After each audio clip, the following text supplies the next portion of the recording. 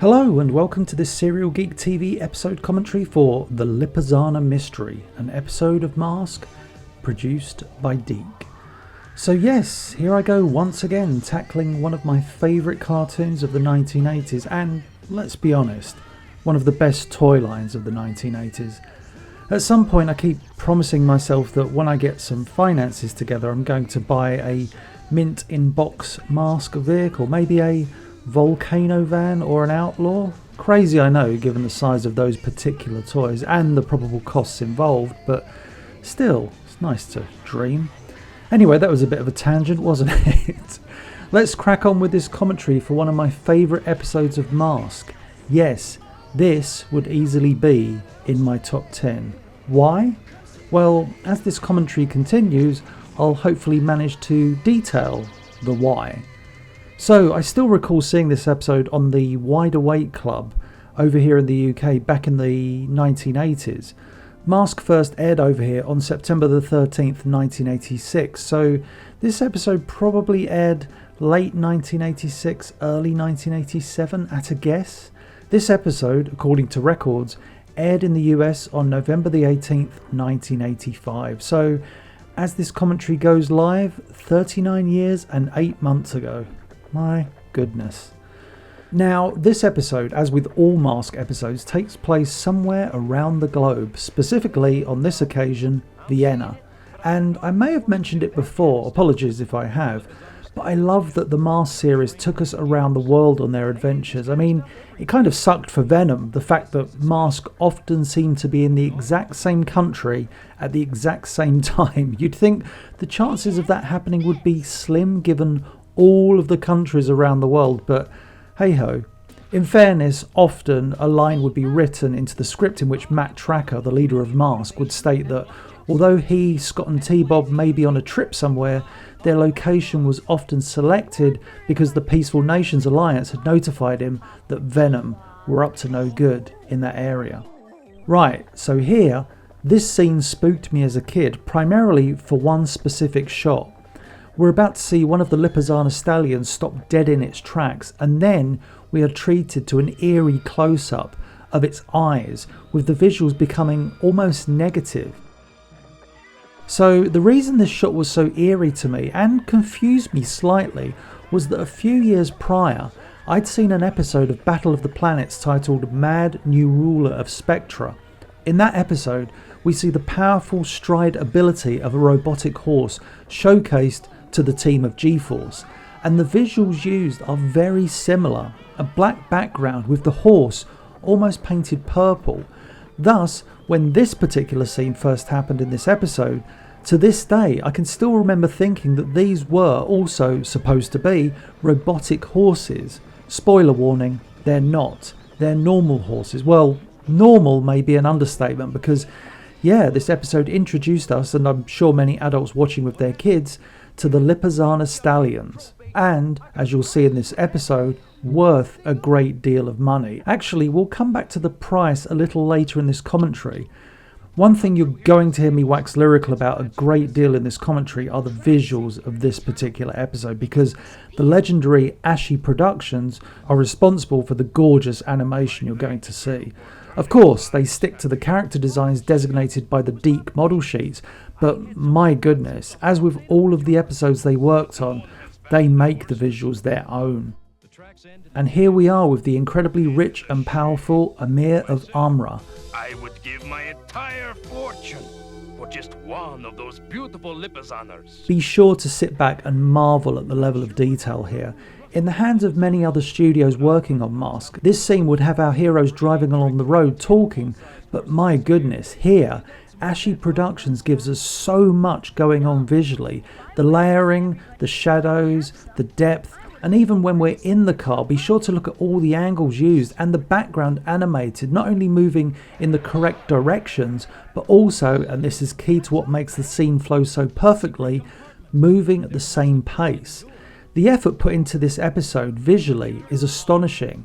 I honestly think, and this applies to numerous geek shows, that sometimes the visuals of an episode could take a script to the next level. There are a good many episodes in Mask in which the script is let down by the visuals. See Peril in Paris as a prime example. I love this clever little revelation when we see the plans of the Palace of Vienna overlaid with the renovations, and even then the script gives us a valid reason as to why the renovations, that of a secret tunnel, were made. It was built at the time of civil unrest, allowing those within the palace to escape. Scott's line about not getting into trouble actually leads to T-Bob recounting some past adventures. What do you call nearly being trampled by elephants in Singapore? Or taking skydiving lessons off the Eiffel Tower? Without a parachute? That wasn't trouble, that was fun! T-Bob is of course referring to the episodes The Golden Goddess and the aforementioned Peril in Paris.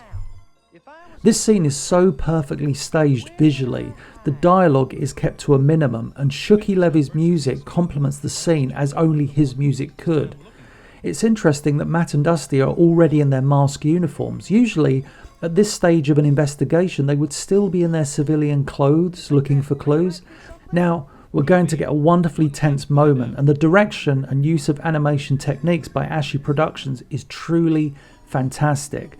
Dusty is unwittingly about to come very close to death by activating a tripwire, but just watch how we, the audience, are made aware of it, not through a simple line, but as if the light were catching the line. And now watch this wonderful example of a huge pull focus. We're going from two characters to a piece of wire. And I love the little touches. Matt gently prods the wire and the light travels along the line to a booby trap that would have brought the entire ceiling down on Dusty. Man, this sequence, it's not action-packed, it's not full of characters using their masks, it's a tense scene in which characters are simply making discoveries. A bit of an odd choice here for a rather large clue to have been left behind by the perpetrators, but once the villains had secured the Lippizaner stallions, they probably figured that no one would discover the secret entrance, and even if they did, they wouldn't be able to trace the device back to them. But it does lead to one of the best reveals in the series when Matt and Dusty learn of whose handiwork this is. Venom! Venom! How awesome is that? An exclamation with a hard cut to a dramatic upshot of Miles' mayhem. And yes, somewhat unsurprisingly, Venom are the villains. I mean, they are the villains in every episode of the series. But why do Venom have the Lippizaner stallions? Well, we're about to find out, and it's another great reveal. This episode has quite a few thinking about it. Lovely full animated shot here of the helicopter's point of view. And yes, the villain of the piece is the Emir of Amra. And how badass does he look here as he removes his sunglasses? He has made the transition in this animated cartoon from seemingly innocent bystander, albeit an incredibly wealthy one, to a full-fledged bad guy, and it's great.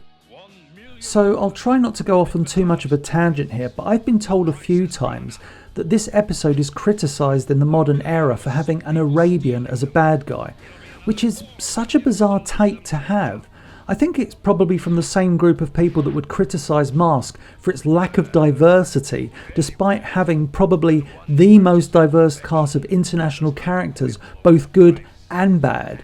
The Emir of Amra isn't here as an example of what all Arabians are like, in the same way that Miles Mayhem, the leader of a terrorist organisation, isn't an example of what all middle-aged white men are like. This script required someone with great wealth and power, a figure whose presence alone could warrant a performance of the famed Lippizaner stallions. Some random rich white guy could not command that kind of power in Vienna. Also, as we know at the time of this recording, Arabian wealth is ridiculous. Thus, there's a wonderful examination that takes place throughout this episode in that money can only buy so much, at which point, as we see numerous times in the real world with the super rich, they have to ensure that whatever rules are in place do not apply to them. The ironic thing about this episode, something I learned many years ago, is that Lippizaner stallions can be bought for, at most, roughly $20,000 per horse. Now, that may just be the breed and not these specific horses, But still, it makes me chuckle that the Emir of Amra is, as we shall see in this episode, prepared to pay $4 million in platinum bars in order to secure them, when he probably could have purchased a herd for under $250,000. A great scene coming up showing how Ashi Productions could make the action intense and fast-paced. And yes, this scene, as you can hear, is accompanied by another piece of Shuki Levy's wonderful music. The tempo fits the scene so perfectly. Now I've talked about this before, how Sly Rax every few episodes would be propelled into the air, usually by an explosion of sorts, and on this occasion, Sly Rax gets comically kicked into the air by one of the Lippizaner stallions. So good. Not sure how he survives. Now watch how quickly Switchblade slides into shot, taking Matt Tracker almost unaware. Boom! So good. And Matt Tracker is on a conveyor belt. The funny thing about this is, this wouldn't be the last time that the leader of Mask would find himself unconscious on a conveyor belt, heading towards his doom, ending the first act of an episode. The same situation presents itself in the Season 1 episode The Royal Cape Caper.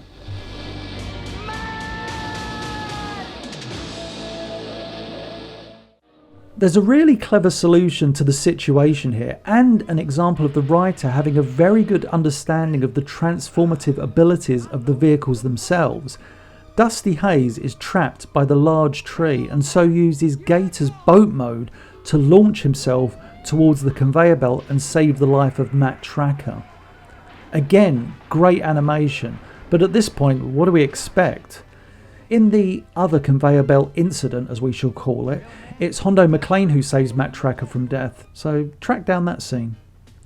Yeah, I do thoroughly enjoy this scene. Again, Ashi Productions animation really does elevate this comical scene between Scott Tracker and T-Bob, though the clever writing itself does more than enough to keep us entertained throughout the scene. I love all the little bits of business, as they say in the animation world. Little additions to the animated sequences, especially in the case of T-Bob. Now just watch the beautiful animation coming up. Everything about this, the timing, going from cells on 1s and 2s, the angles, the effects, everything. A comedy scene featuring T-Bob now looks like an intensely dramatic action scene. One thing I just want to say about Scott Tracker and T-Bob, they sometimes take flack from fans. However, I think they bring so much to the series. Yes, there are some episodes in which they don't need to appear, but for the most part, as we see here, their inclusion in an episode helps to break up the pace and allows for the passage of time to take place. For example, the next time we see Matt and Dusty, they're sat in Thunderhawk. And also it allows the writer to do more with the plot, allowing for intricacies like here, Scott crossing paths with an Arabian with platinum bars and a photo of a Lippizaner stallion. Okay, so I'm prepared to accept that there's a great deal of convenience here, but isn't there in every story ever told? Now coming up is one of my favourite scenes. This was one scene from the episode that I distinctly remembered as a kid because it was wonderfully atmospheric, but also I just thought even back then that it was sheer brilliance. It's a bit of a usual suspects moment in that a character realises that he has been lied to and puts the pieces together in his head. In this instance, Matt Tracker realises that the Emir of Amra is the bad guy, and this reveal, just watch and listen. We see images, eerie music, and best of all, a wonderful illustration of the Emir of Amra looking fantastically villainous. What do you make of it, Matt? An Arabian.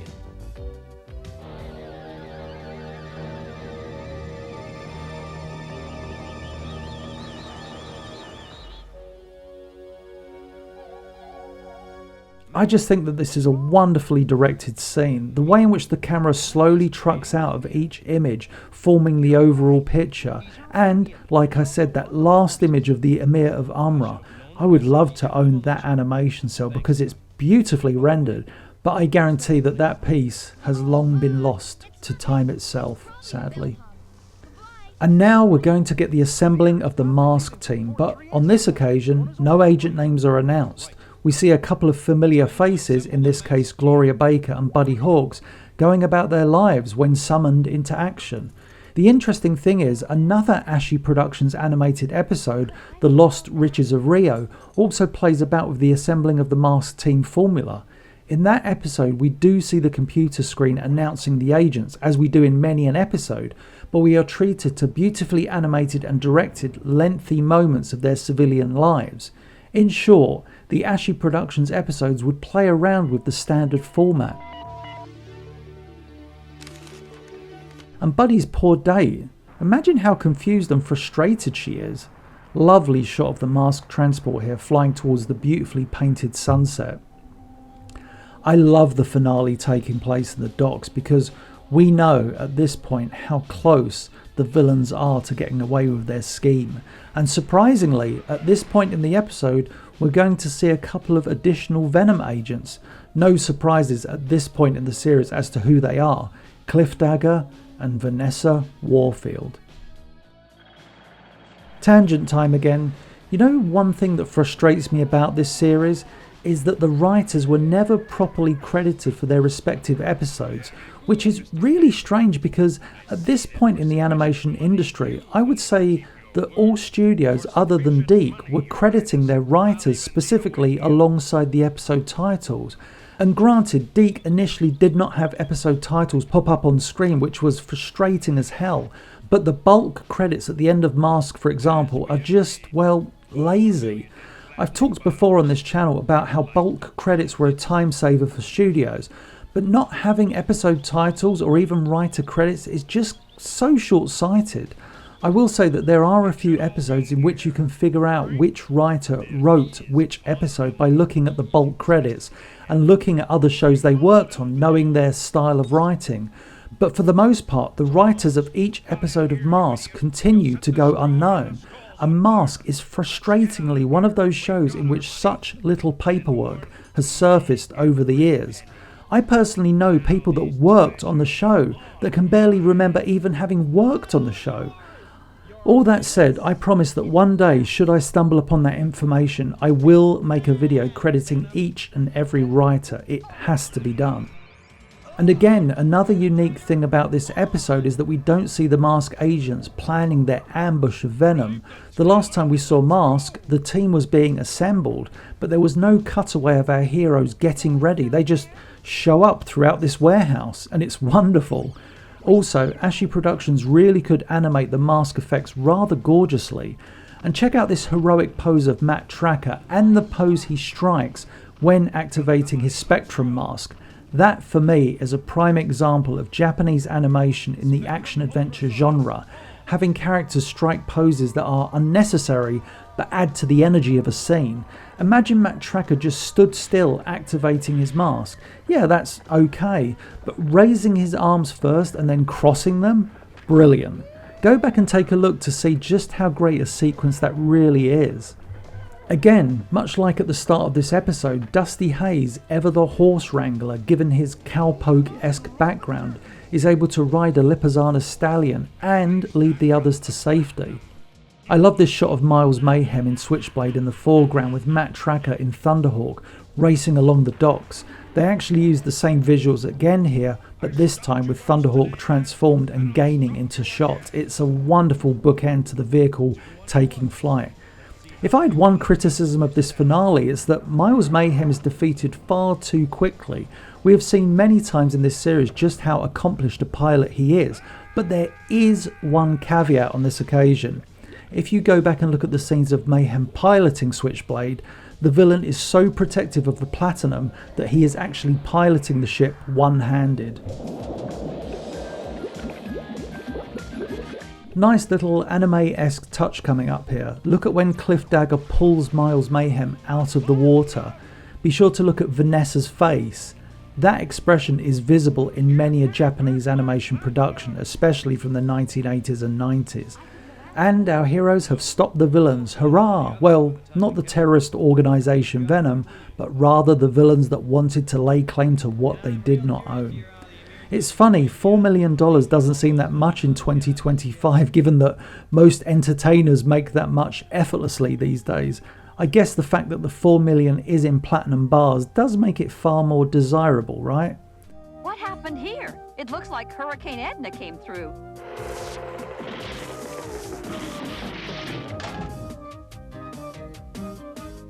And yes, T-Bob has wrecked the hotel, though I'm sure Matt Tracker can afford to cover the costs.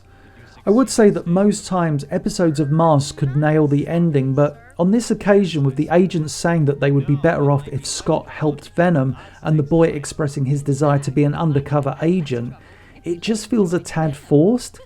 T-Bob makes a joke and everyone has a good, hearty laugh. The public service announcement for this episode is actually very entertaining, with T-Bob learning just how hard a horse can kick. The funny thing is, well, it really isn't that funny. Around about this time, my mother would walk me to school. I would have been about 9 years old. The walk was a lengthy one, but it took us through a small path away from the main road. For a few months, some travellers inhabited the nearby land and allowed their horses to roam free. And so imagine how terrified I was, having watched this public service announcement, knowing most mornings that I'd have to navigate my way around a horse or three, fearful that one would kick me and kill me. Needless to say, my mother and I began using a different route to school fairly quickly. So yeah, I hope you understand why I rate this episode so highly. I like the fact that the plot sees Venom accommodating a theft rather than planning world domination. The Emir of Amra is a villain that just eats up the scenery and holds his own against Miles Mayhem. I would love to have seen him return somehow. I thoroughly enjoy the suspense throughout the episode, punctuated perfectly with Shuki Levy's music. And I think the pacing is terrific. And of course, the visuals from Japanese studio Ashi Productions. Well, I've praised them enough, haven't I? But yeah, at some point I'll do a top 10 episodes of Mask list, and where will this episode fall? Well, watch this space. And that's the end of this episode commentary. I hope you enjoyed it. If you did, please be sure to like, share and subscribe, and I'll catch you on the next one.